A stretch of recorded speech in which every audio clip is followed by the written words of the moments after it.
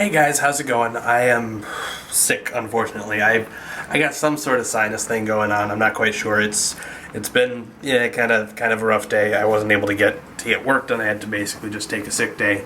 In the interim, something kind of crazy has happened. I mentioned in the last video that the Monday video that I did parodying the Oscars got picked up by Daily Dot. Well, in the morning, it got picked up by the Huffington Post, and then throughout the day, it got picked up by Slate and by Salon and by Entertainment Weekly and a bunch of other places, AV Club.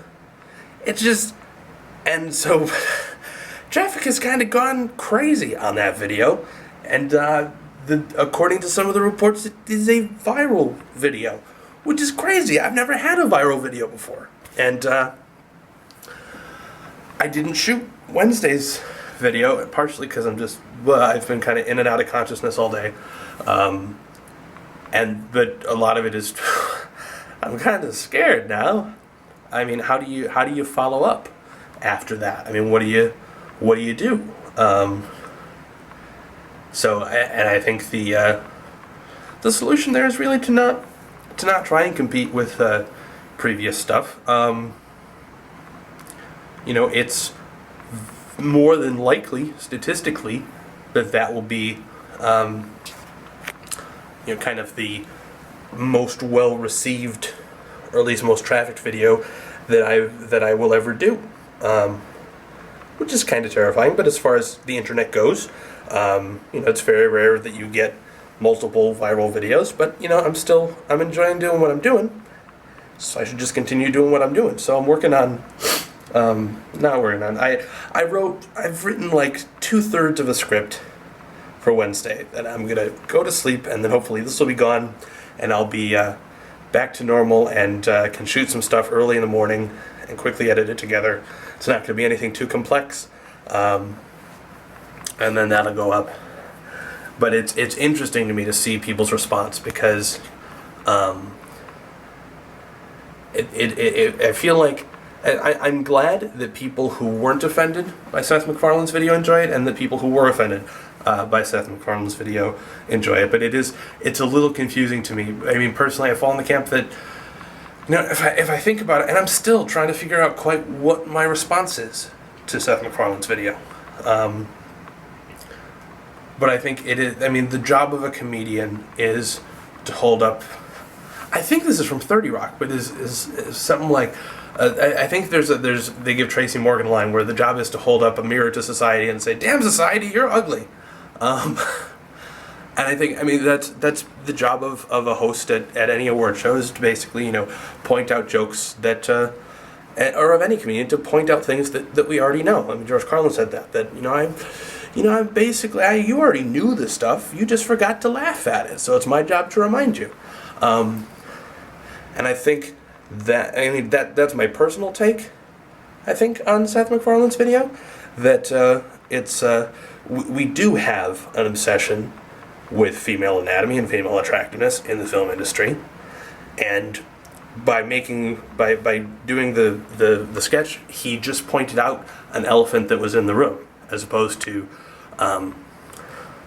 kind of getting people to, as opposed to just presenting some alternative take on what was going on. I mean, I think it's hard to say that all nudity in film is done for artistic intent, and I think it's hard.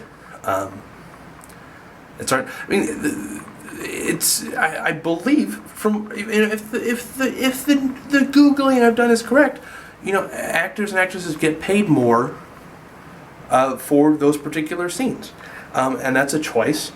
But it also reflects, kind of a weird fixation in our culture with nudity, and that we kind of glorify it as being something weird or out of the ordinary. I personally don't have any problem with artistic nudity, and I don't have necessarily any problem with gratuitous nudity to sell something. I think it's a sleazy tactic, and I wouldn't go see a film that was just designed to get me to see it by showing nudity. But I think it's part of the world we live in, and that's something that if women are being objectified in film, if it's not artistic, if it's something that we don't take seriously, then the problem is to look at why is our society that way and to look at correcting that. And I think that's certainly the case.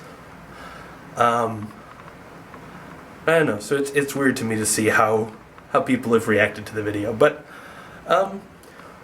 there was one article that picked up and just said, is it, do two wrongs make a right here? I think the expression was, I think they said, is the a junk for a boob, and then they crossed out. They said, is an eye for an eye, a good idea here.